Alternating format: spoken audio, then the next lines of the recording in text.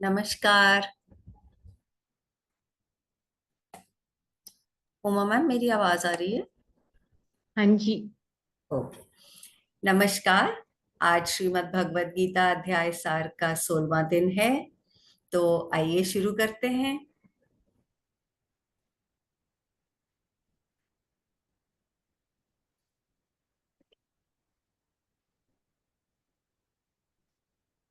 गुरुरेव गति गुरुमेव भजे, गुरुणैव सहास्मि, नमो गुरवे। न गुरोः परमं शिशुरस्मि, गुरो मतिरस्ति गुरौ, मम पाहि गुरु। प्रणाम, स्वागत, हार्दिक अभिनंदन। 16वां दिन है। अध्याय 14, गुण त्रय विभाग योग। 27 श्लोक हैं इसमें। और इसके साथ ही आज अध्याय 15 भी होगा। तो ये दोनों अध्याय जुड़ेंगे तो हमारा एक बहुत बड़ा कॉन्सेप्ट क्लियर हो जाने वाला है। तो चलिए प्रारंभ करते हैं। ॐ सच्चिदानंद रूपाय विश्वोत्पत्त्यादिहेतवे तापत्रय विनाशाय श्रीकृष्णाय वयं नमः।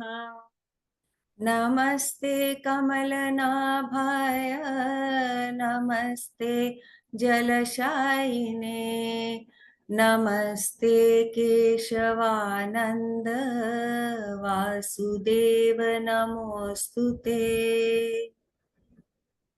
वसुदेव सुतं देवं कंस चाणूरमर्दनं देवकी परमानंदं कृष्णं वंदे जगद्गुरुम्। ॐ अनन्ताय नमः, अच्युताय नमः, गोविन्दाय नमः। ओम शांति शांति शांति। हाँ जी। गुण त्रय विभाग योग। ओम श्री परमात्मने नमः।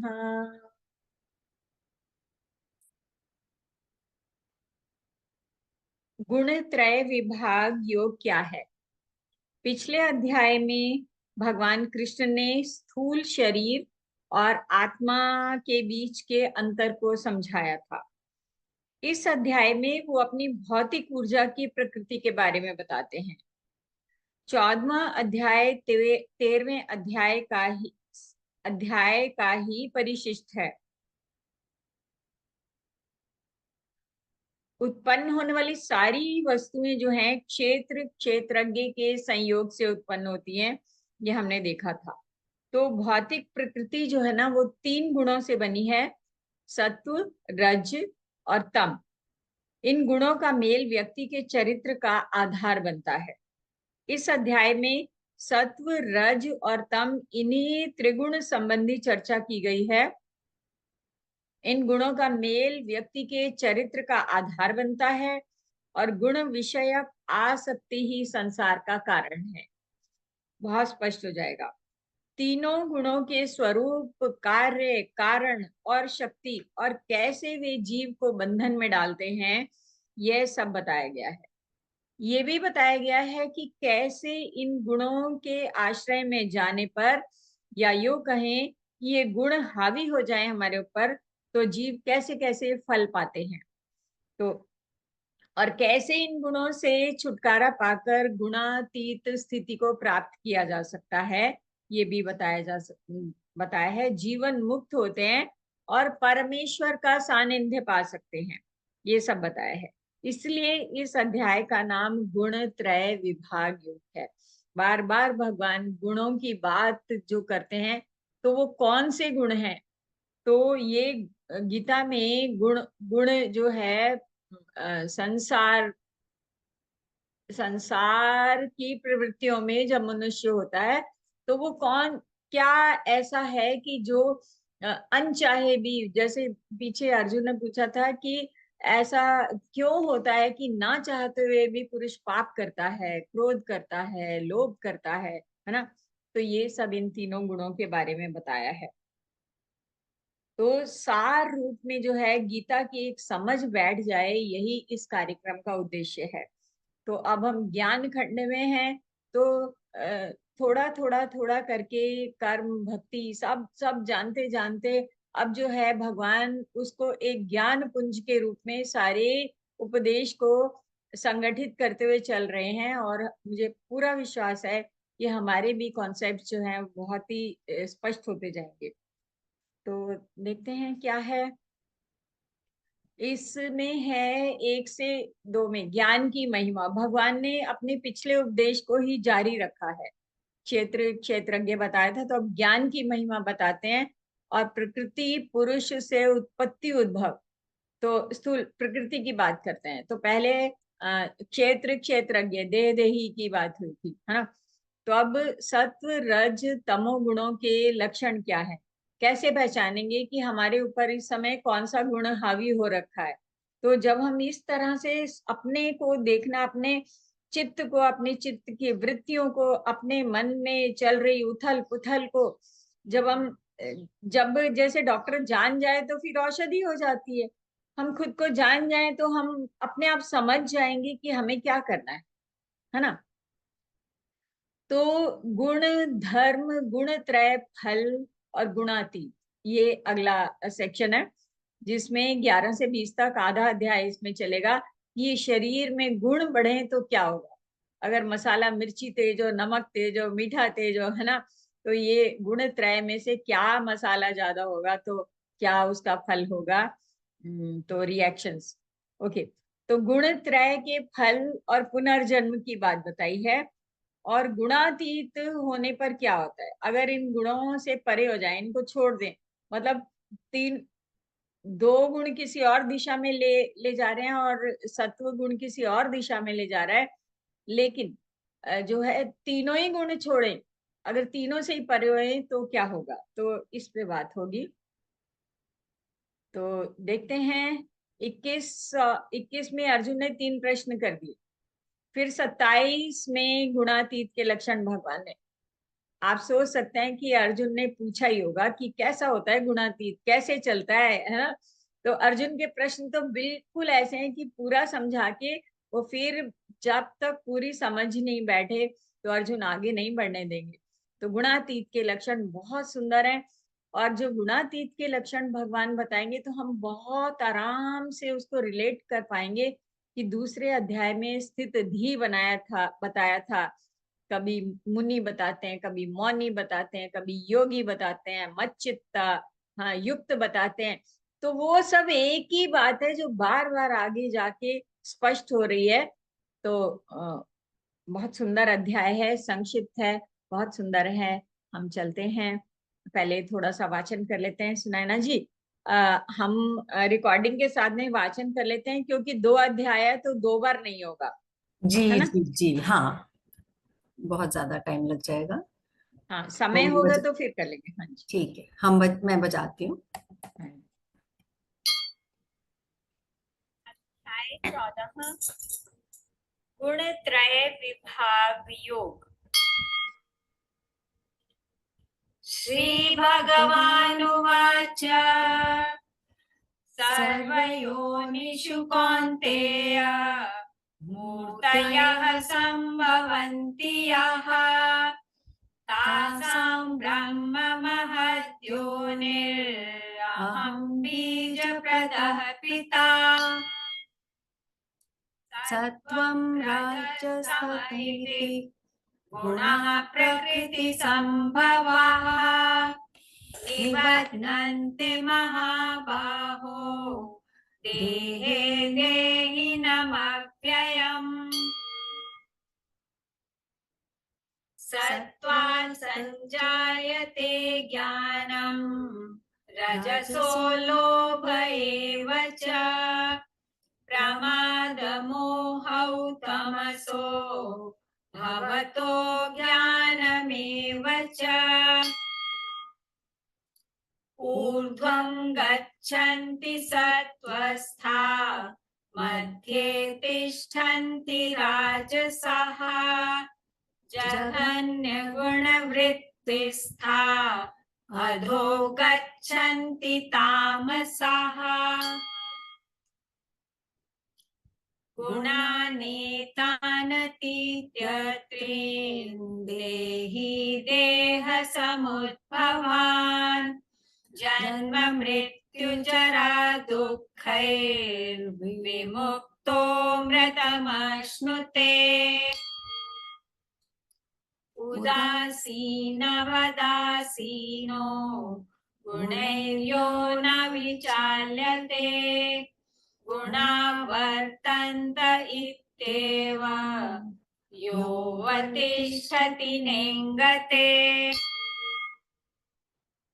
समदुःखसुखः स्वस्थः समलोष्टाश्मकाञ्चनः तुल्यप्रिया प्रियो धीरस्तुल्यनिन्दात्मसंस्तुतिः मानापमानयोस्तुल्यो मित्रारिपक्षयोः सर्वारम्भपरित्यागी गुणातीतः स उच्यते मां च यो व्यभिचारेण भक्तियोगेन सेवते स गुणान् समतीत्यैतान् ब्रह्म भूयाय कल्पते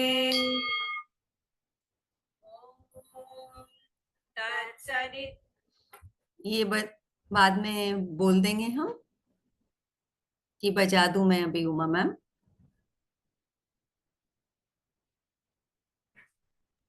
आप हाँ म्यूट जी, पे अध्याय पूरा करके बोलेंगे सब लोग एक साथ।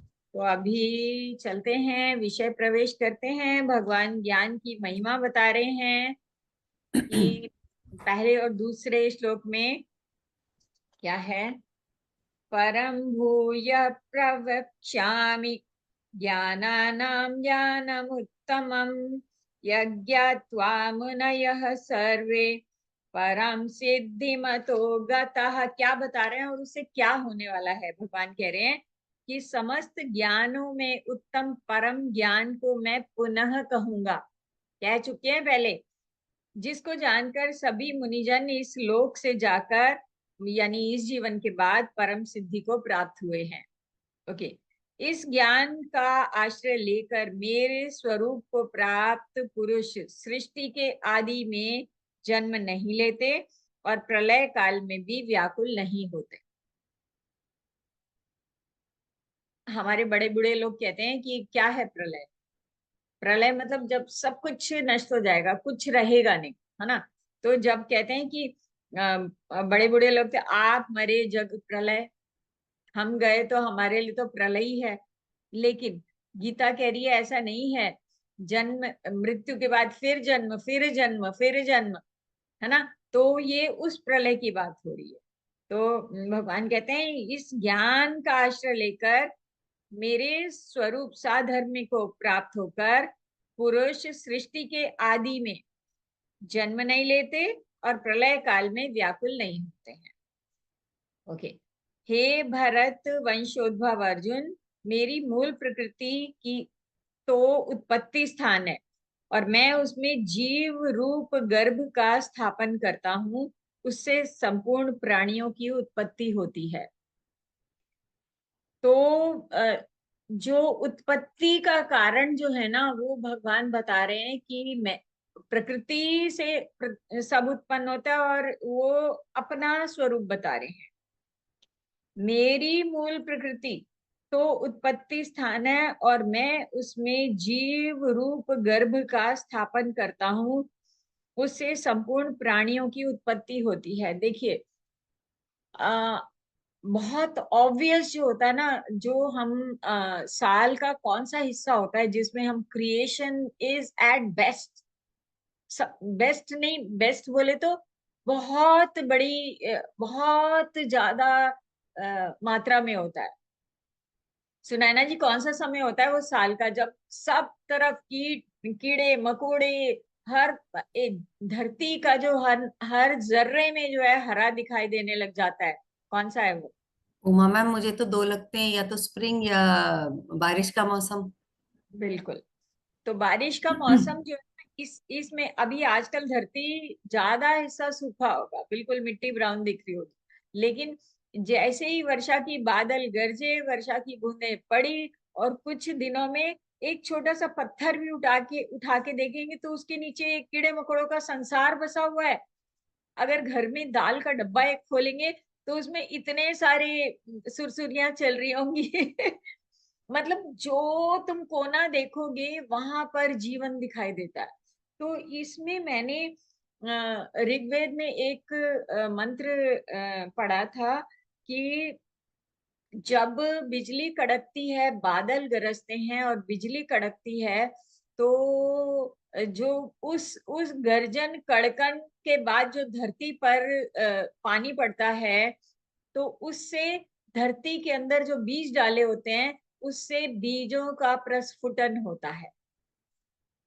तो ईश्वर की महिमा जो है ना, कहाँ कहाँ कैसे कैसे गाई गई है, अगर हम जहां भी इस गीता के ज्ञान को देख लेंगे तो जहां भी हम पाएंगे तो हमें गीता नजर आएगी, गीता का ज्ञान नजर आएगा। जहां कुछ भी पढ़ेंगे तो भगवत गीता में तो ये दिया हुआ है, तो ये इतना अच्छा रिलेट कर पाएंगे जहां पढ़ रहे हैं।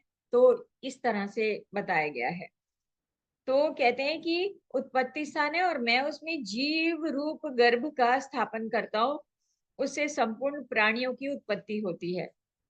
हे कौनते, समस्त योनियों में जितनी मूर्तियां उत्पन्न होती हैं उन सब की योनि अर्थात गर्भ है महद ब्रह्म मूल प्रकृति, और मैं बीज की स्थापना करने वाला पिता हूँ। त्वमेव माता च पिता त्वमेव, इसीलिए कहा गया है ना। तो हाँ जी, तो आगे बढ़ते हैं।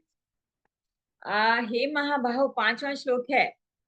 प्रकृति से उत्पन्न होने वाले सत्व रज और तम, ये तीनों गुण अविनाशी देही को देह में बांध देते हैं, है ना। जब शरीर में आए ना, तो आत्मा और शरीर इस तरह से बन के एक पैकेट बन गया। तो जो और सत्व रज और तीनों गुण उसको चलाने लग गए, ठीक है, रिमोट उनके हाथ में। हे निष्पाप अर्जुन, इन तीनों में सत्व गुण, अब गुण का जो है ना बता रहे हैं कि कैसा होता है सत्व गुण। निर्मल होने से प्रकाशक और अनामय, निरुपद्भव, निराकार, निरोग है। वह सुख और ज्ञान की आसक्ति से देही को बांधता है। जब ज्ञान का भीतर उदय हुआ तो समझ लीजिए सत्व गुण प्रकाशित हो रहा है इस समय। जब कई बारी बहुत मन लगेगा, भजन कीर्तन अध्ययन स्वाध्याय अच्छी चीजों में बहुत मन लगता है, तो समझ लीजिए इस समय सत्व गुण आ रहा है। अब रजोगुण क्या होता है? हे कौनते, रजोगुण को राग स्वरूप जानो। राग मतलब कि आसक्ति, है ना, जिससे तृष्णा और आसक्ति उत्पन्न होती है, और चाहिए और चाहिए, जो मिला वो काफी नहीं है। तो जब सत्व गुण होता है तो भीतर की तरफ बंदा प्रकाशित होता है ना, ईश्वर की तरफ मन, ईश्वरोन्मुख अच्छे कार्यों की ओर लगता है। जब राजस गुण आया तो संसार के भोगों में आसक्ति हुई, तृष्णा हुई, लोभ हुआ, लालच हुआ, है ना। वह देही आत्मा को कर्मों की आसक्ति, भाग भाग के कर्म करते हैं, इतना मंड जाते हैं कि समय ही नहीं है बिल्कुल, है ना। पैसा पैसा पैसा और को गुणा करने में लग जाते हैं। तो ये कह रहे हैं ये रजोगुण होता है जो जब हम ऐसे करते हैं। तो भोग तृष्णा आसक्ति ये पहले बता चुके हैं, मेरे ख्याल से कौन सा अध्याय होगा आप देखिएगा। ध्याय तो विषयान पुंसा पुंसः संगस्तेषु उपजायते, विषयों का ध्यान करते हैं, फिर उनमें संग होता है, संग से काम उत्पन्न होता है, कामना पूरी ना हुई तो क्रोध होता है ना। तो ये सब ये राजस गुण। ओके, हे कांते, रजोगुण को राग स्वरूप जानो, जिससे तृष्णा आसक्ति उत्पन्न होती है। वैदेही आत्मा को कर्मों की आसक्ति से बांधता है। सतुगुण प्रकाशक निर्मल, रजोगुण राग स्वरूप तृष्णा आसक्ति, और अब तमोगुण क्या होता है। हे भारत, 8वां श्लोक, संपूर्ण देहधारियों को मोहित करने वाला तमोगुण को तुम अज्ञान से उत्पन्न होने वाला समझो, कंफ्यूज है ना, सम्मूढ़ है ना, मूड होने वाला, वह प्रमाद देता है, आलस्य देता है, निद्रा देता है ना, मतलब कर्म करना ही नहीं चाहता, करेगा तो अच्छा कर्म नहीं करेगा, श्रेय श्रेय श्रेय में नहीं जाएगा, है ना। तो ऐसे, तो हे भारत, सत्व गुण सुख में आसक्त, तीनों गुण बांधते हैं। आप देखो किस में बांधते हैं, बहुत आनंद आया है ना, तो उसी में वही करने लग गए आज बहुत। ओके, हे भारत, सत्वगुण सुख में आसक्त कर देता है, रजोगुण कर्म में लगाकर मनुष्य पर विजय करता है, हावी हो जाता है उसके ऊपर। और तमोगुण ज्ञान को ढक देता है, और प्रमाद में भी लगा के, आलस करा के, नींद करा के, बिठा के, है ना, और जो है मनुष्य पर विजय करता है। तो इस तरह से जो है देह देही वाला जो एक पैकेट है, जो शरीर है, शरीरधारी है, शरीरी है, शरीर समझ लीजिए, है ना। तो व्यक्ति जिसको हम मनुष्य बोलेंगे, तो ये देते हैं। हे भारत, सतुगुण सुख में आसक्त करता है, रजोगुण कर्म में लगाकर मनुष्य पे विजय करता है, और तमोगुण ज्ञान को ढक लेता है, अज्ञान में, प्रमाद और आलस्य में लगा देता है, और उसके ऊपर हावी हो जाता है। हे भारत, रजो कभी रज और तम को अभिभूत करके सतुगुण की वृद्धि होती है। कभी वो ना संसार में होता है, ना किसी अज्ञान में होता है ना, तो सतुगुण की वृद्धि होती है। कभी रज सतु को दबाकर तमोगुण की वृद्धि हो जाती है, और कभी तम और सत्व को अभिभूत कर रजोगुण की। ये हम अपने आप को, अपने स्वभाव को, हमारे काम करने का पैटर्न क्या है, ये इन तीनों स्थितियों को हमने जरूर अनुभव करते हैं, और एक दिन में ही इन तीनों स्थितियों का अनुभव अक्सर हो जाता है। तो ये हम देख सकते हैं खुद को। तो अब आगे क्या कहते हैं कि एक मिनट, हाँ जी, तो अब जो गुण धर्म, गुण त्रय फल और गुणातीत, इसकी बात होगी। तो शरीर में गुण बढ़े तो क्या होगा, क्या हो रहा है। तो देखिए, जब इस मनुष्य शरीर में 11वां, सब द्वारों, इंद्रियों और अंतःकरण में प्रकाश, स्वच्छता और ज्ञान विवेक प्रकट हो जाता है, पूरा शरीर जब आलोकित हो जाता है, तब जानना चाहिए कि सत्वगुण बढ़ा हुआ है। हे भरत श्रेष्ठ, रजोगुण के प्रवृद्ध होने पर लोभ प्रवृत्ति, सामान्य चेष्टा, कर्मों का आरंभ, अशांति, शम का अभाव हो जाता है, स्पृहा, इच्छा आ जाती है, और ये वृत्तियां पैदा होती हैं। ये देखिए क्या बताएं, लोभ प्रवृत्तिरारंभ, कर्मणाम शमः स्पृहा, रजस्येतानि जायन्ते विवृद्धे भरतर्षभ, ये चीजें आ जाती हैं।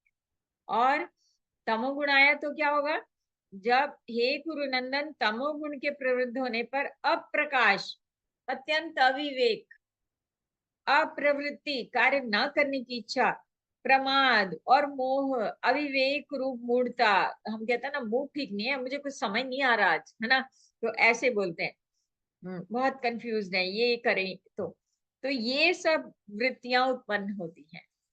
तो बहुत क्लियर है, सतुगुण हुआ तो क्या, पूरा शरीर, पूरा ये भवन आलोकित, सुंदर, सुखमय, आनंदमय, है ना। रजोगुण हुआ तो संसार की तरफ भाग भाग के काम करते हैं, बड़े उत्साह से कूदते हैं, है ना, जैसे संसार जय करने की इच्छा होती है। ओके, और जब तमोगुण हुआ तो मन ही नहीं करेगा, बिल्कुल।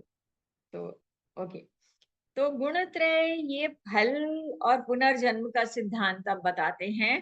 तो क्या है, 14 to 18।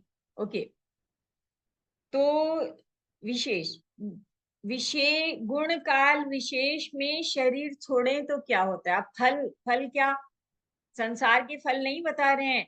जब एक गुण हावी होएगा उस समय शरीर छोड़ा तो क्या फल, है ना, दूसरा गुण हुआ तो क्या फल, ये बता रहे हैं। जब ये जीव देहवृत सत्व गुण की प्रवृत्ति में मृत्यु को प्राप्त होता है, तब उत्तम कर्म करने वालों के निर्मल अर्थात स्वर्ग आदि लोकों को प्राप्त होता है। रजोगुण के प्रवृद्ध काल में मनुष्य को प्राप्त मृत्यु को प्राप्त होकर कर्माशक्ति वाले मनुष्य लोक में वह जन्म लेता है, जहाँ बहुत कर्मठ, है ना। तमोगुण के प्रवृद्ध काल में मरण होने पर मूढ़ योनि में जन्म लेता है। तो विवेकी पुरुषों ने शुभ कर्म का तो सात्विक निर्मल फल कहा है। इसका सत्व का फल निर्मल और सात्विक, रजोगुण का फल सुख दुख वाला है, और तमोगुण का फल टोटल अज्ञान है। तो ऐसा बताया है। आगे चलते हैं। 17वां है, सत्वगुण से ज्ञान और रजोगुण से लोभ आदि उत्पन्न होते हैं। सत्वगुण से ज्ञान और रजोगुण से लोभ, और तमोगुण से प्रमाद, मोह और अज्ञान भी उत्पन्न होते हैं। सत्वगुण में स्थित मनुष्य ऊर्ध्व लोकों को जाते हैं। ऊर्ध्व लोकों को ऊर्ध्व गमन होता है, ऊंचे ऊंचे लोक मिलते हैं, अच्छी स्थितियों को प्राप्त होते हैं। रजोगुण में स्थित मनुष्य लोक में जन्म लेते हैं, मर्त्य लोक इस संसार में, ठीक है। और निंदनीय तमोगुण की वृत्ति में स्थित मनुष्य अधोगति में जाते हैं। मनुष्य से भी जो है निम्न जो जन्म है, योनियां हैं, उनको प्राप्त होते हैं, ये कह रहे हैं। तो तमोगुण की वृत्ति में स्थित मनुष्य अधोगति में जाते हैं। अधोगति मतलब कि इस धरती से नीचे का लिटिल मीनिंग नहीं है, कि जो मनुष्य जन्म बहुत अच्छा माना जाता है। मतलब सारे संसार के सब मृत्युलोक के सब जन्मों में मनुष्य सर्वश्रेष्ठ माना जाता है, क्योंकि इसमें हम आगे हमें क्या चाहिए उसका उपाय कर सकते हैं, हम अपने मोक्ष का उपाय कर सकते हैं। तो बाकी किसी भी जन्म में जाए तो वो भोगने के लिए आते हैं, पूर्व कर्मों के फल भोगने आते हैं, अपने आगे की तैयारी नहीं कर सकते हैं। तो यही सोचने की बात है। तो मैं 20वां पढ़ रही हूँ। देहधारी विवेकी मनुष्य देह को उत्पन्न, नहीं सॉरी, 18वां, सतुगुण में स्थित मनुष्य ऊर्ध्व लोकों को जाते हैं। रजोगुण में स्थित मनुष्य मृत्यु लोक में जन्म लेते हैं। और निंदनीय तमोगुण की वृत्ति में स्थित मनुष्य अधोगति में जाते हैं। वो अधोगति कहीं भी हो सकती है, जब धरती, धरती के नीचे, पानी में, जल में, आकाश में, कहीं भी, कुछ भी। तो ओके। जब दृष्टा, 19वां, जब दृष्टा साधक, दृष्टा किसको बोला है? साधक को बोला है, योगी को बोला है, जो अपने हायर कॉन्शियसनेस में जो लोग रहते हैं ना, उसको बोला है दृष्टा। जो इन सब चीजों को देख रहा है, ईश्वर की रचना को एक एक साक्षी की तरह से देख रहा है, उसको बोला है दृष्टा। जब दृष्टा साधक पुरुष तीनों गुणों के अतिरिक्त किसी अन्य को करता नहीं देखता है, मतलब कि ये गुण ही तो चल रहे हैं। अगर मुझे क्रोध आया, ओ क्रोध आया मुझे क्योंकि इस समय क्या, मेरी कोई कामना थी वो पूरी नहीं हुई, है ना, अपेक्षा करी थी, है ना, उम्मीद करी थी, वो पूरी नहीं हुई, इसलिए मुझे क्रोध आया। तो हम जब देख लेंगे तो अपने को संभाल लेंगे। तो ये भगवान इस स्थिति की बात कर रहे हैं, कि अगर भले ही लालच भी आया, भले ही प्रमाद आलस्य भी आया, वो समझ जाएगा, अच्छा तामस गुण हावी हो रहा है, चलिए तो क्या करना है सोच लेंगे, दृष्टा है, देख लेगा वो कि कोई बात नहीं, वापस आ जाओ, है ना। तो सत्व सब चीज से परे होने का है। आगे बताएंगे। 19वां पढ़ रही हूँ।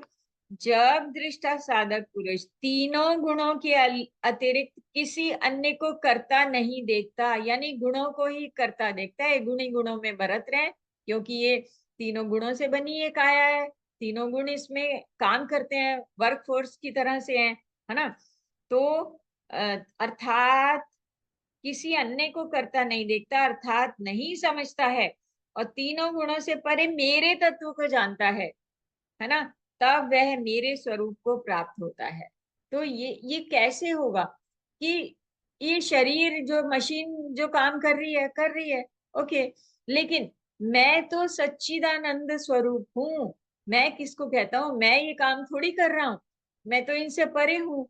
मेरे भीतर जो रहने वाला देही है, आत्मन है, उसका इस गुणों से कोई मतलब नहीं है। मेरा सच्चा स्वरूप तो वो है जो मेरे भीतर प्रकाशित हो रहा है ना।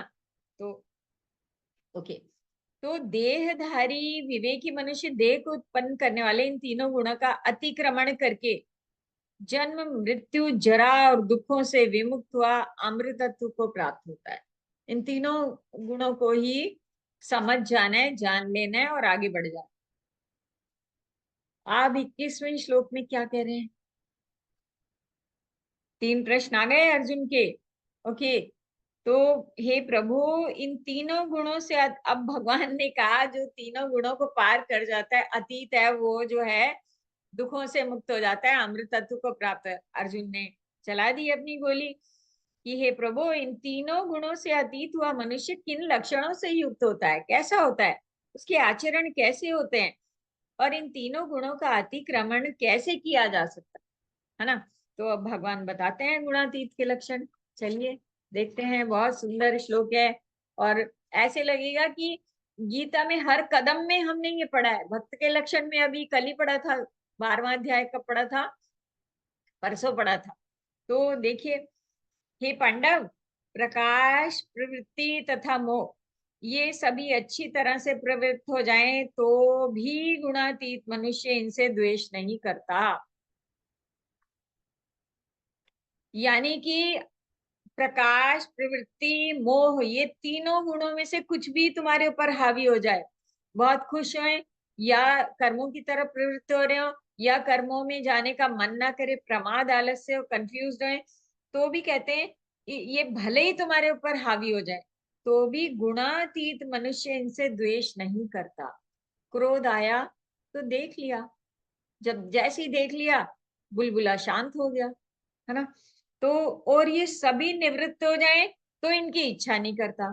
मान लो कभी हमें हमें दुख नहीं चाहिए, लेकिन जब जिस समय मनुष्य आनंद का अनुभव करता है, प्रकाशित आनंदित, उस समय भी उसको देखना है उस स्थिति को, क्योंकि वो भी स्थिति रहने वाली नहीं है। एक सेकंड में बारूद में आग लगती है ना। ये जो पूरा जरा एक क्रोध आया तो पूरी जो पूरा भीतर का शरीर जो है भस्म हो जाने की कगार पे आ जाता है ना।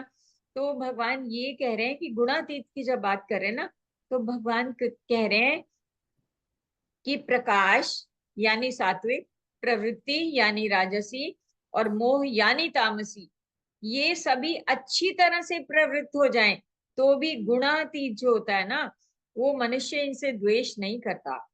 और सभी निवृत्त हो जाएं तो इनकी इच्छा भी नहीं करता कि कल तो सत्संग था, बहुत आनंद हुआ, है ना। तो वो कामना तो करनी नहीं है ना, बस यही है। जो उदासीन की तरह स्थित है, जिस हाल में सुखदेव जी की तरह से जैसे बैठे हैं, बहुत बढ़िया है ना। जो उदासीन की तरह स्थित है और जो गुणों के द्वारा विचलित नहीं होता, नहीं किया जा सकता, तथा गुण ही गुणों में बरत रहे हैं, ये समझ अपने मन में बिठा रखी है। इस भाव से जो अपने स्वरूप में स्थित रहता है, अरे ये गुण गुण ये शरीर की मशीन है, ये चल रही है, अपना काम कर रही है, करने दो, है ना। मैं थोड़ी कोई करता हूँ, मैं थोड़ी कुछ कर रहा हूँ, है ना। तो ओके, और स्वयं कोई भी चेष्टा नहीं करता। फिर से पढ़ रही हूँ, बहुत सुंदर है। जो उदासीन की तरह स्थित है और जो गुणों के द्वारा विचलित नहीं किया जा सकता, तथा गुण ही गुणों में बरत रहे, इस भाव से जो अपने स्वरूप में ही स्थित रहता है और स्वयं कोई भी चेष्टा नहीं करता। जो धीर मनुष्य सुख दुख में सम सम सुख दुख सम दुख सुख स्वस्थ समलोष्टाश्म कांचन 24। तुल्य तुल्य प्रिया प्रियो धीरस तुल्य निंदात्म संस्तुति। जिसको देखो, जो मनुष्य सुख दुख में सम अपने स्वरूप में स्थित रहता है, जो मिट्टी के ढेले पत्थर और सोने में सम रहता है, जो प्रिय अप्रिय में अपनी निंदा स्तुति में सम रहता है, जो मान अपमान में और मित्र शत्रु के पक्ष में सम रहता है, जो संपूर्ण कर्मों के आरंभ का त्यागी है, अनारंभी है ना, वह मनुष्य गुणातीत कहा जाता है। बड़े साफ साफ लक्षण भगवान ने बता दिए कि ना तो सत्व होए, ना तो रज होए, ना तो तम होए। बस उन सबको देखने, शांत मन से देखी जाए, जैसे पिक्चर चल रही है ना, हम पिक्चर में रोने लग जाते हैं, उछल के हंसने लग जाते हैं, नो, है ना, चुपचाप बैठ के देखो, this is just a movie, है ना। तो जो मान और अपमान में सम है, मानापमानयोस्तुल्य तुल्यो मित्रारिपक्षयोः सर्वारंभ परित्यागी गुणातीतः स उच्यते।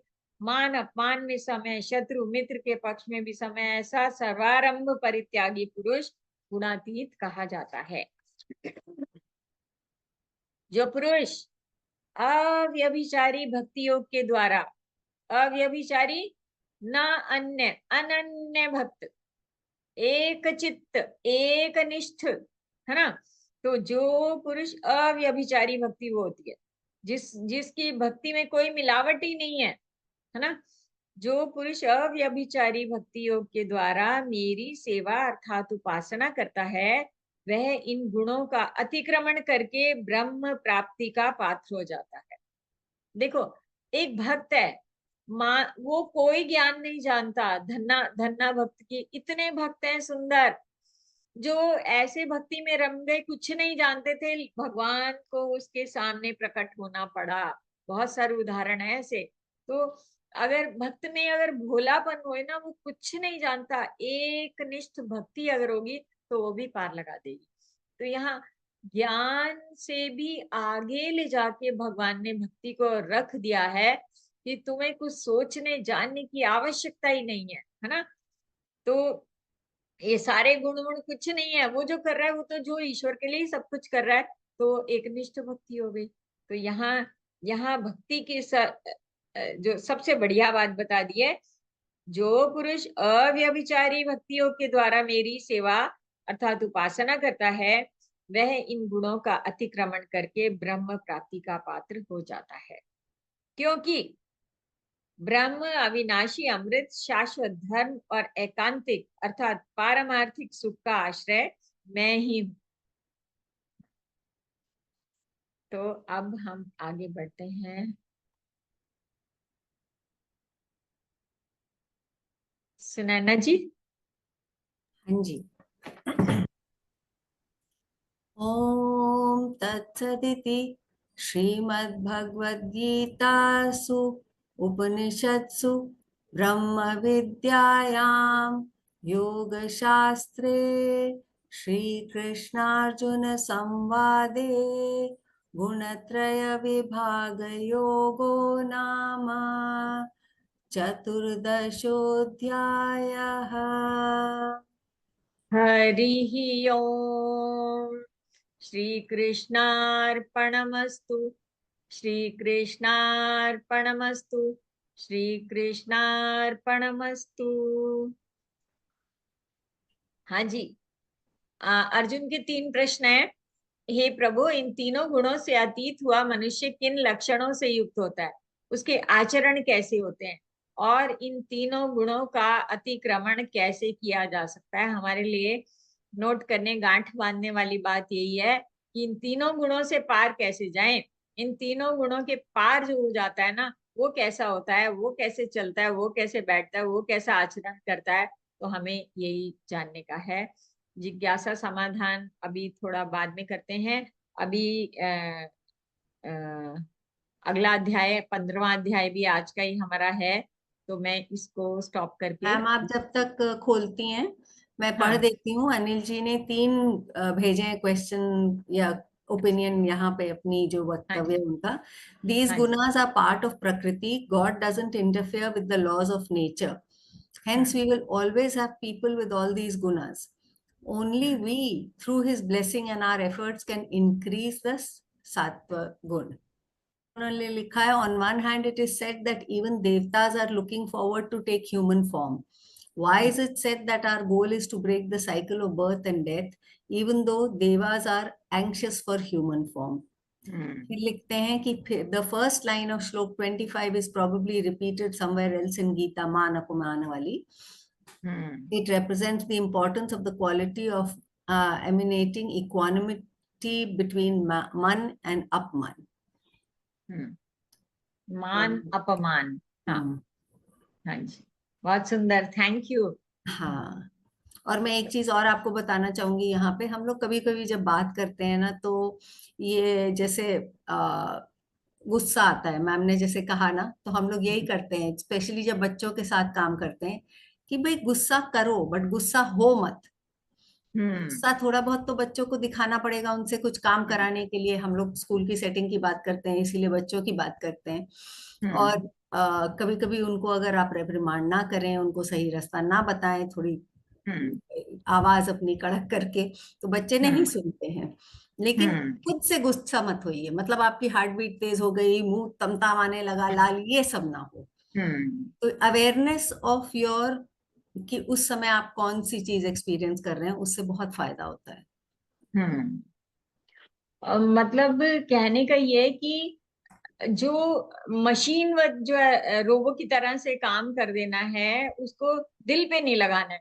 जैसे कोई किसी ने कुछ कह दिया तो इतना बुरा लग जाता है, बुरा मान जाते हैं, संबंध टूट जाते हैं. बुरा लगता है, लेकिन बुरा मानो मत.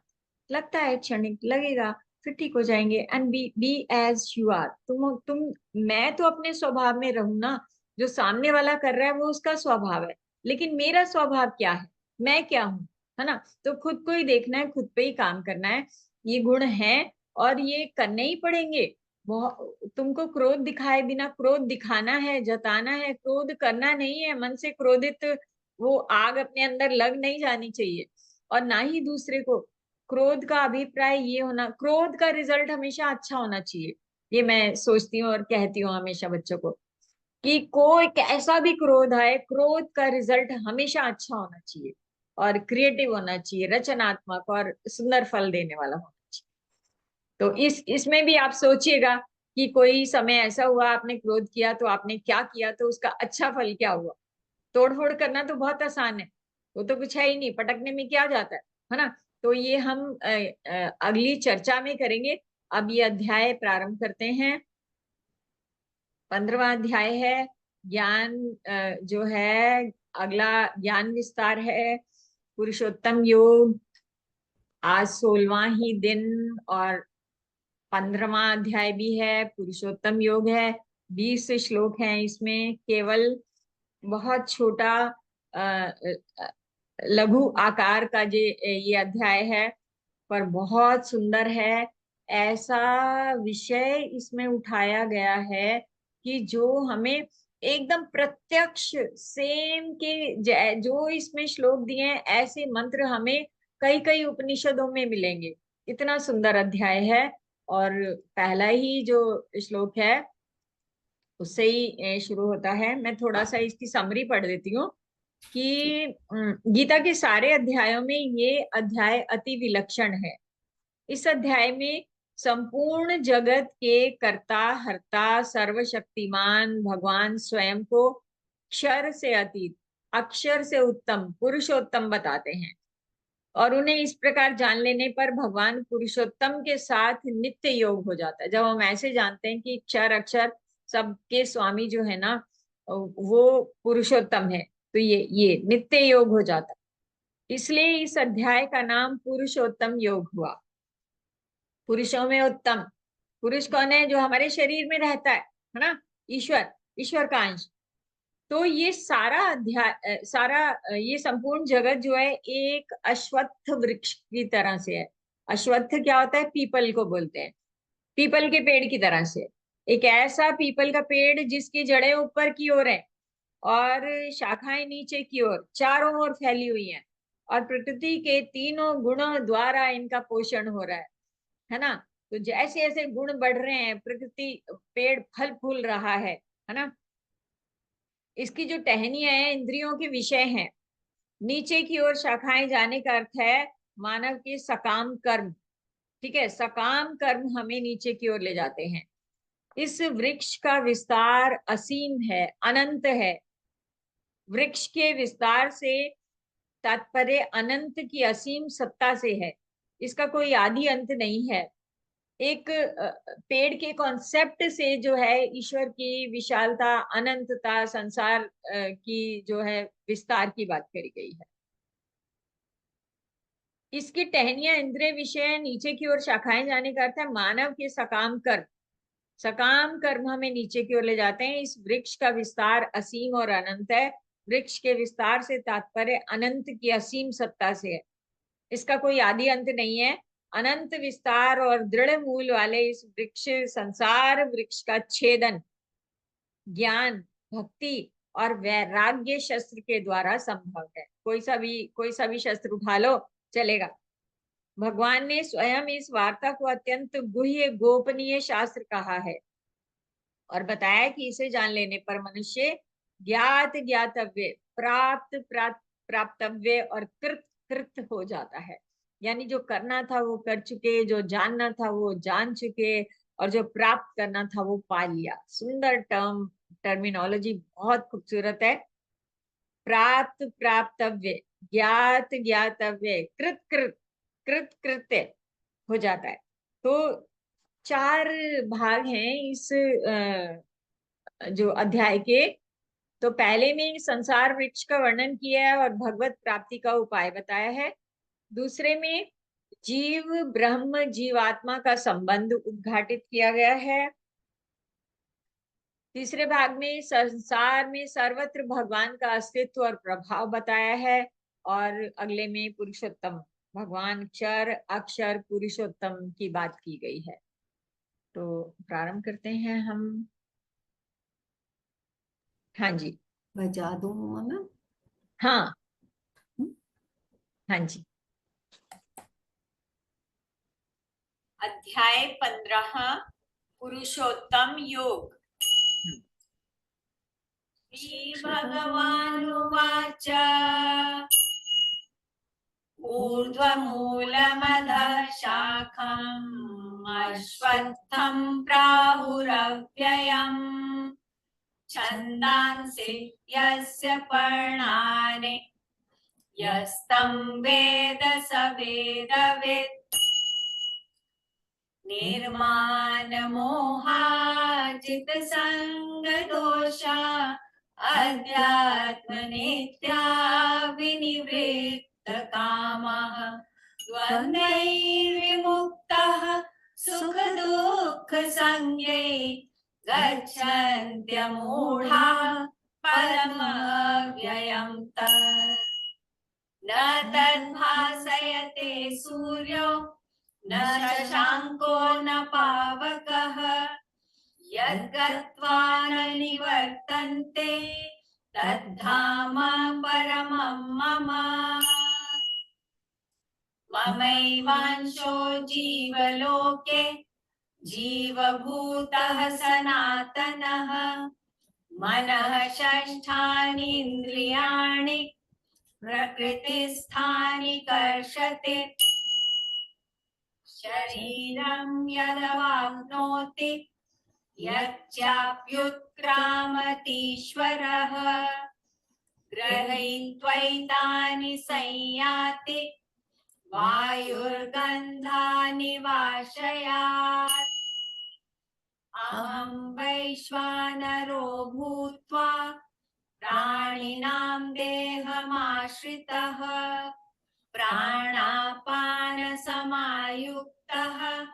पचाम्यन्नं चतुर्विधम्।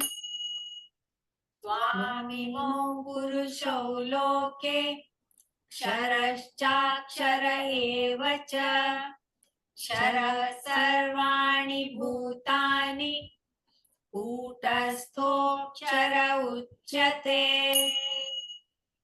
यस्माच्चरमतीतोऽहम् अक्षरादपि चोत्तमः अतोऽस्मि लोके वेदे च प्रथितः पुरुषोत्तमः।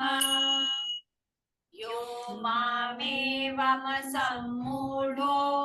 जानाति पुरुषोत्तमम् स सर्वविद् भजति मां सर्वभावेन भारत।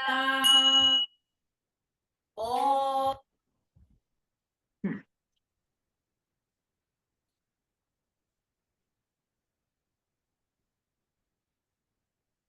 हाँ जी, तो ऊर्ध्वमूलम, ये क्या था? ऊर्ध्वमूलम अधः शाखम अश्वत्थम प्राहुरव्ययम, जो है ऊपर की ओर मूल वाले। अगले जो है भगवान ने 14वें गुणों की व्याख्या करी थी, गुणातीत के क्या लक्षण थे, और बताते हुए भगवान आगे बढ़ते हैं, अपनी बात को जारी रखते हैं कि ऊपर की ओर शाखा वाले ऊर्ध्व मूल तथा नीचे, ऊपर की ओर मूल वाले और नीचे की ओर शाखा वाले अधः शाखा, ऊर्ध्व मूल अधः शाखा, जिस संसार रूप अश्वत्थ वृक्ष को अव्यय अक्षर कहते हैं और वेद जिसके पत्ते हैं, उस संसार वृक्ष को जो जानता है वह संपूर्ण वेदों को जानने वाला है, वेद विद है, ऐसा बता रहे हैं। ये मंत्र आपको बाद में देखते हैं, कठोपनिषद के 2.3.1 में आया है कि बिल्कुल यही यही भाव, ऊपर की ओर जड़ों वाला, नीचे की ओर शाखाओं वाला, ये अश्वत्थ वृक्ष सनातन है।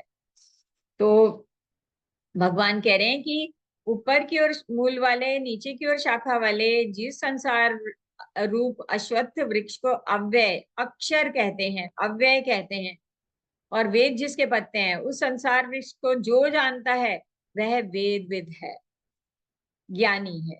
उस संसार वृक्ष के दूसरा गुणों, गुणों मतलब सत्व रज और तम के द्वारा बढ़ी हुई तथा विषय रूप कोपलों वाली, नीचे मध्य में और ऊपर सब जगह फैली हुई, देखिए त्रिगुण सब जगह फैल रहे हैं, ठीक है। तो इस संसार वृक्ष की जो वृद्धि कैसे होती है, सत्व रज और तीनों गुणों के साथ ही होती है। गुण जब बढ़ते हैं तो बढ़ी हुई तथा विषय रूप कोपलों वाली शाखाएं नीचे, मध्य में और ऊपर सब जगह फैली हुई। पंच विषय इसके अंकुर हैं। मनुष्य लोक में कर्मों के अनुसार बांधने वाले मूल जड़ें भी नीचे और ऊपर सभी लोकों में व्याप्त हो रहे हैं। सोचिए कैसा वृक्ष से कैसे समझ में आ रहा है कि किस तरह से हमारे कर्म जो है हमको गुणों में जब उलझते हैं तो कैसे बांधते हैं। तो पंच विषय इसके अंकुर हैं। मनुष्य लोक में कर्म के अनुसार बांधने वाले मूल जड़ें भी नीचे और ऊपर सभी लोकों में व्याप्त हो रहे हैं। इस संसार वृक्ष का जैसा रूप देखने में आता है वैसा यहाँ विचार करने पर नहीं मिलता, क्योंकि इसका न तो आदि है, न अंत है, न स्थिति ही है। इसलिए इसे दृढ़ मूलों वाले संसार रूप अश्वत्थ वृक्ष को दृढ़ असंगता रूप शस्त्र से काटकर, असंगता मतलब न न संग, असंग, निरासंग, निरासक्त, तो उनके प्रति उदासीन हो जाओ, है ना। उदासीनता रूपी शस्त्र से काटना है। उसके बाद क्या करना है, उसके बाद उस परम पद परमात्मा की खोज करनी चाहिए। यानी कि इस संसार के जितने भी विषय, भोग, रस, आनंद, लोभ, लालच, जो भी कुछ इस संसार में हमें प्राप्त है, उससे हटेंगे तो ईश्वर की तरफ हमारा ध्यान होगा। अपना मार्ग बदलना है। जो हमारे चक्षु जो है बाह्य संसार को देखते रहते हैं, उनको सेल्फी मोड में लेके आना है, बस और कुछ नहीं करना। काम तो बाहर के ही करने हैं, लेकिन कैमरे को सेल्फी मोड में रखना है हमेशा। तो कह रहे हैं कि उस ऐसा अगर कर पाए, असंग हो गए, वहां से चित्त को हटाया, तभी परमात्मा की खोज करनी चाहिए। दोनों नाव में सवार नहीं हो सकते हैं, है ना। तो ये फैसला करना पड़ेगा।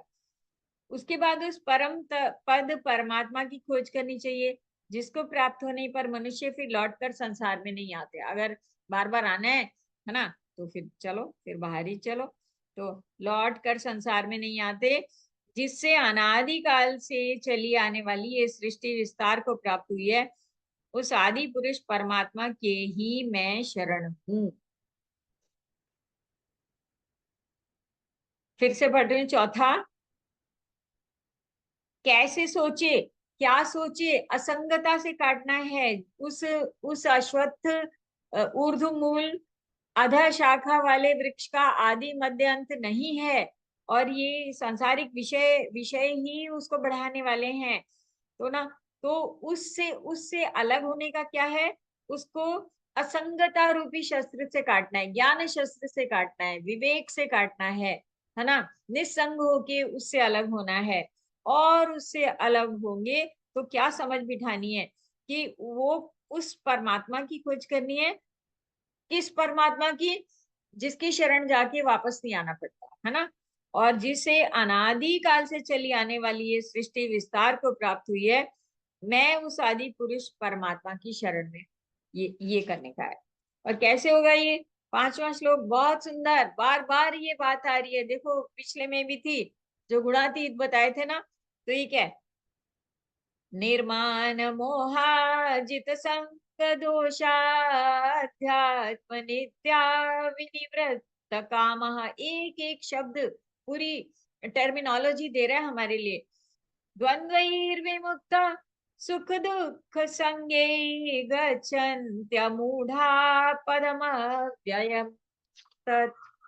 हाँ जी, निर्माण मोह, जो मान और मोह से रहित हो गए, जिन्होंने आसक्ति से होने वाले दोषों को, जित संग दोषा, है ना, संग से मतलब विषयों के संग से होने वाले दोषों को जीत लिया है, जो नित्य निरंतर परमात्मा में ही स्थित हुए हैं।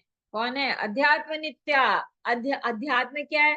आत्मा परमात्मा संबंधी ज्ञान, है ना। तो ओके, जो अध्यात्म में निरंतर परमात्मा में लगे हुए हैं, जो अपनी दृष्टि से संपूर्ण कामनाओं से रहित हो गए हैं, जो सुख दुख में द्वंद्वों से रहित है, कोई द्वंद्व नहीं है उनके मन में, कोई दुविधा ही नहीं है। ऐसे ऊंची स्थिति वाले मोह रहित साधक उस अविनाशी परम पद को प्राप्त होते हैं। उस कैसा है वो परम पद? फिर यही श्लोक जो है मुंडकोपनिषद में भी आता है। ऐसा कैसे, हम बाद में देखेंगे, मैंने स्लाइड में लिखा। उस कैसा है वो परम पद? उसको ना सूर्य, ना चंद्र, ना अग्नि ही प्रकाशित कर सकती हैं, और जिसको प्राप्त होकर जीव लौट कर संसार में नहीं आते, वही मेरा परम धाम है। भगवान ने बता भी दिया, अपना पूरा एड्रेस भी बता दिया है।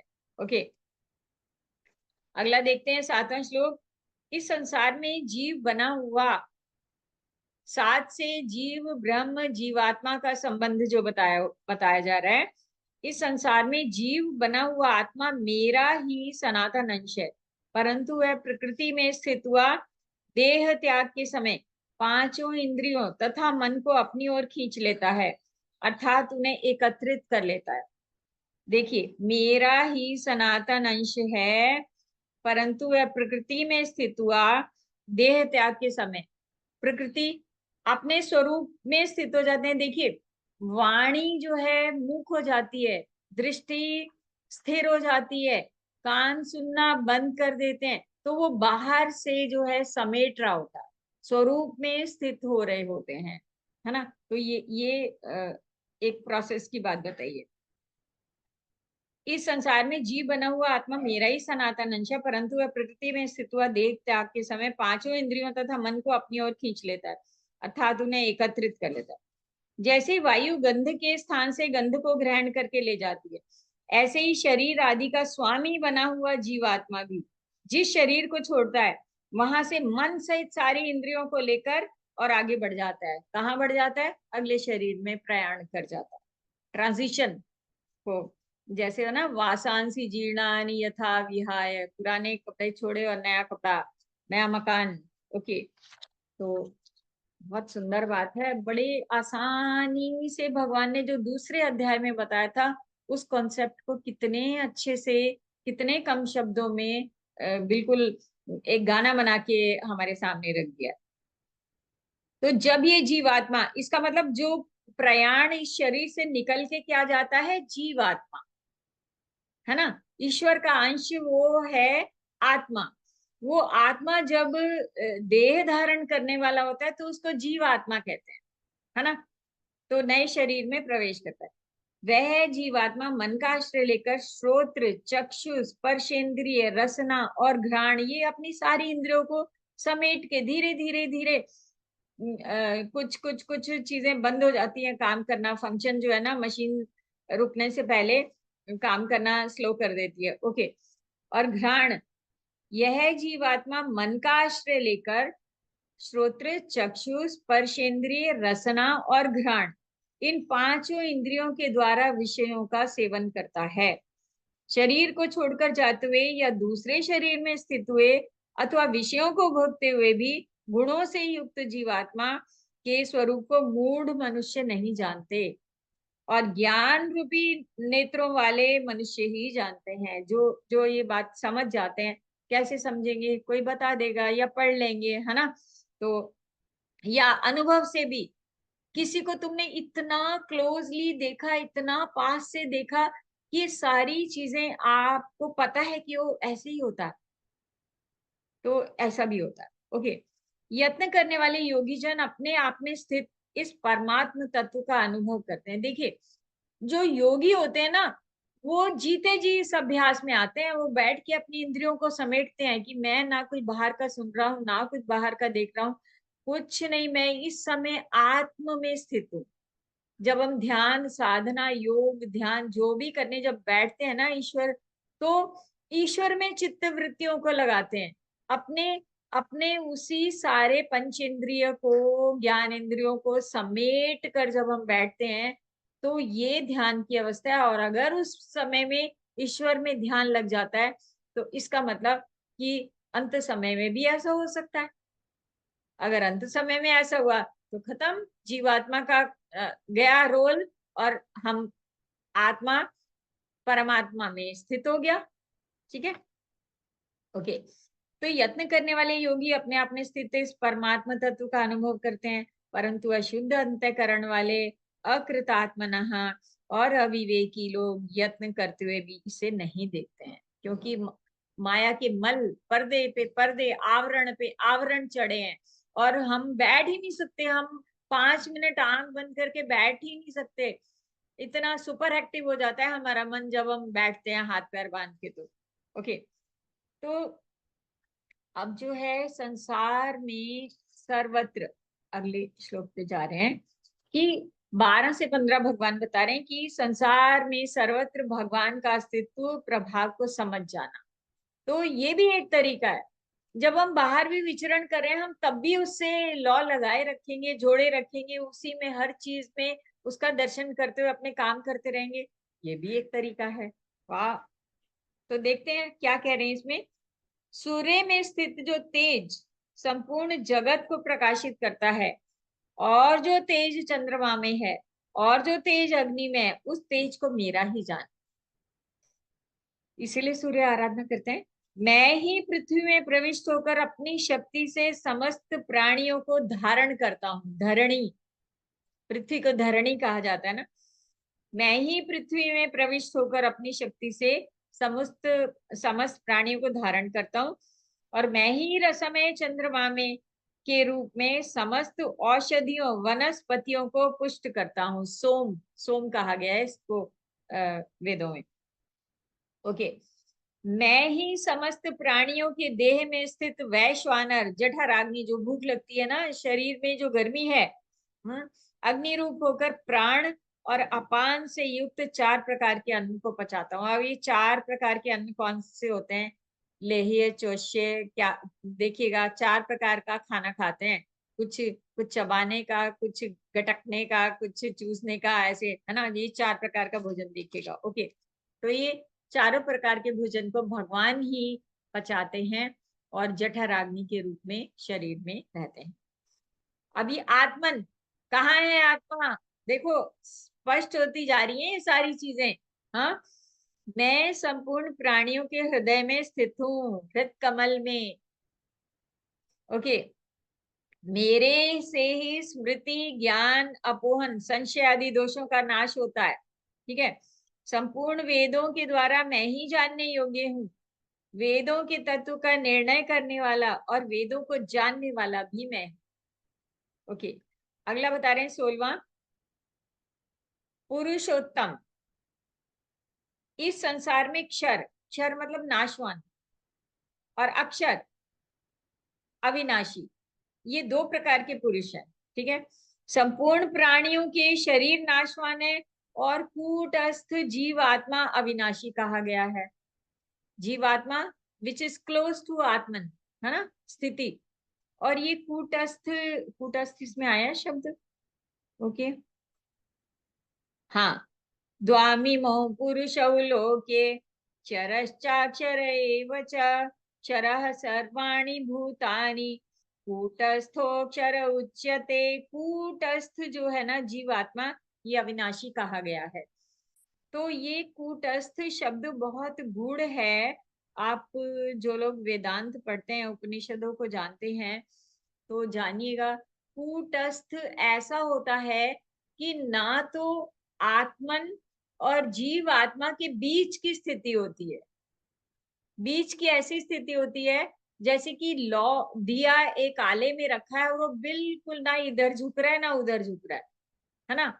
मतलब वो संसार में जाएगा तो वो जीवात्मा जीव हो गया, है ना। और यदि वो अपने परम स्वरूप में है तो वो आत्मन है, परमात्मा का अंश है। तो ये कूटस्थ बहुत सुंदर शब्द है। मतलब मैंने बहुत ढूंढा, बहुत करा, तो मुझे उतना पता नहीं चला, लेकिन स्वामी विद्यारण्य जी की पंचदशी में कूटस्थ के ऊपर पूरा चैप्टर है, बहुत सुंदर लिखा हुआ है, आर्काइव पे मैंने पढ़ा था। तो यदि कूटस्थ को जानना चाहेंगे कि आत्मा से आगे वाले जो छोटे छोटे स्टेप्स में जो है, कैसे जीव जो है संसार में हो जाता है, वो तो त्रिगुण, तीनों गुण होते हैं, वो तो हमने बहुत अच्छे से समझ लिया। तो ये आत्मा, कूटस्थ, जीव आत्मा, इस टर्मिनोलॉजी को आप समझ सकते हैं। तो इस संसार में क्षर नाशवान और अक्षर अविनाशी, ये दो प्रकार के पुरुष हैं। संपूर्ण प्राणियों के शरीर नाशवान और कूटस्थ जीवात्मा अविनाशी कहा गया है। ठीक है, उत्तम पुरुष तो अन्य ही है जो परमात्मा नाम से कहा गया है। ठीक है, वही अविनाशी ईश्वर तीनों लोकों में प्रविष्ट होकर सबका भरण पोषण करता है, पुरुष। ओके, मैं अगला है। ओके, मैं क्षर जड़ प्रकृति से अतीत हूं और अक्षर जीवात्मा से भी उत्तम हूं। ठीक है, इसलिए लोक में और वेद में पुरुषोत्तम नाम से भगवान को पुरुषोत्तम क्यों कहा जाता है ना। पुरुषोत्तम योग समझ गए। मैं क्षर यानी ये जड़ प्रकृति जो है इससे अतीत हूं, इससे परे हूं, परा प्रकृति, है ना। और अक्षर हूं, जीवात्मा, अक्षर मतलब जीवात्मा से भी उत्तम हो। जीवात्मा नष्ट नहीं होता ना, एक शरीर छोड़ के दूसरे शरीर में जाता है, तो वो है जीवात्मा। इसलिए लोक में और वेद में पुरुषोत्तम नाम से प्रसिद्ध हूं। तो भगवान को पुरुषोत्तम क्यों कहते हैं, पुरुष क्यों कहते हैं और पुरुषोत्तम क्यों कहते हैं, तो ये बताया है।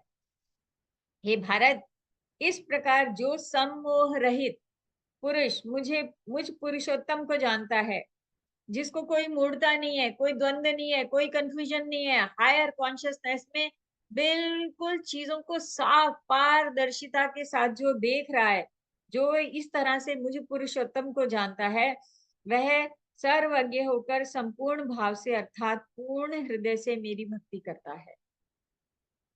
और फिर कह रही हूँ कि भक्ति में कुछ जानना जरूरी नहीं है सच्ची में, लेकिन अगर ज्ञान के साथ में जान जाओ तो ज्ञान से, तो ज्ञान शस्त्र से तो अविद्या नष्ट हो जाती है, प्रकाश हो जाता है ना। भगवान बार बार कहते हैं ज्ञान शस्त्र से छेद छेद डालो, काट डालो, है ना, अविद्या को। अब 20वां श्लोक है फाइनल। हे निष्पाप भारत, इस प्रकार यह है अत्यंत गोपनीय शास्त्र, अत्यंत गुह्य ज्ञान जो है मेरे द्वारा कहा गया है, इसको जानकर मनुष्य ज्ञानवान तथा प्राप्तव्य हो जाता है, कृत्य हो जाता है। बहुत सुंदर है ये। हम इस श्लोक को मैं बोल रही हूँ, अगर आपके पास है गीता तो देखिएगा। इति गुह्यतमं शास्त्रम् इदं मुक्तं मया नघ, एतद् बुद्ध्वा बुद्धिमान् स्यात् कृत्य सत्यश्च भारत।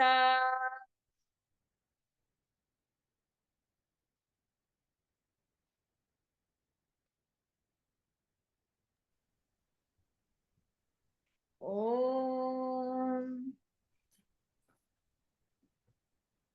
ओम तत्सदिति श्रीमद्भगवद्गीतासु उपनिषत्सु ब्रह्मविद्यायां योगशास्त्रे सॉरी, श्रीकृष्ण अध्याय का नाम गलत है, पुरुषोत्तम। संवादे पुरुषोत्तम योग नाम पंचदशो। पंचदशोऽध्यायः। हाँ जी, हरि ओम। गुणत्रय विभाग योग और पुरुषोत्तम योग दोनों हमने किया।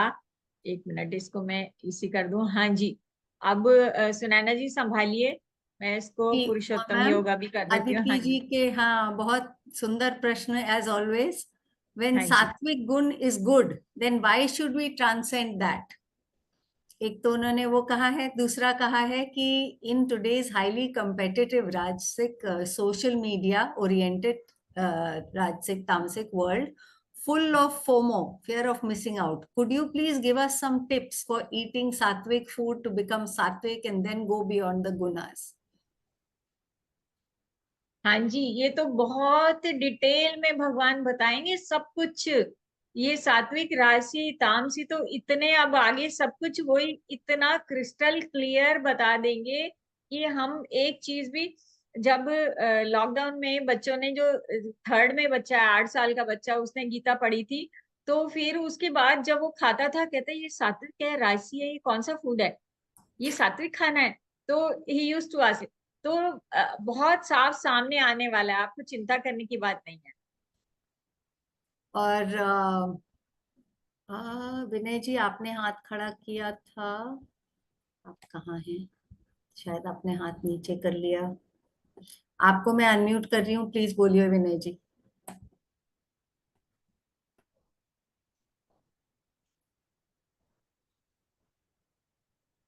हाँ जी। और कोई बोलना चाहेगा प्लीज हाथ खड़ा कर लीजिए। ओके। आज जी जी विनय जी आप बोलिए आप। जय श्री कृष्णा मैडम। जय श्री कृष्ण। मैं ये बताना चाह रहा था कि वो एक श्लोक है जिसको खाने से पहले बोलना चाहिए। तो भगवान कहते हैं कि जो लोग मेरा जो है ये नाम लेते हैं तो वो भोजन में ही पचा देता हूँ। तो वो मैं सुनाना चाहता हूँ। बिल्कुल। अहं वैश्वानरो भूत्वा प्राणिनां देहमाश्रितः प्राणापान समायुक्त पचाम्यन्नं चतुर्विधम्। तो इस श्लोक को खाने से पहले अगर कोई भी भोजन करने से पहले बोलेगा तो भगवान जो है उसका जो है पाचन वगैरह जो है सब स्वयं कर देंगे जो है, और उसको स्वस्थ रखेंगे। ये मैं बोलना चाह रहा था। जी थैंक यू।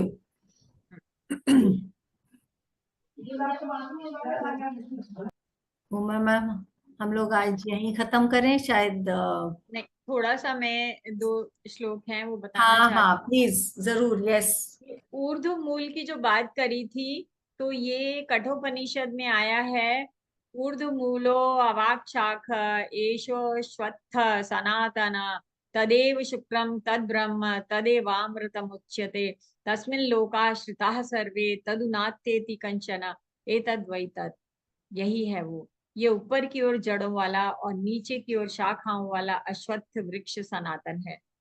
वही वही इसका मूल शुद्ध अविनाशी ब्रह्म है और वही अमर कहलाता है।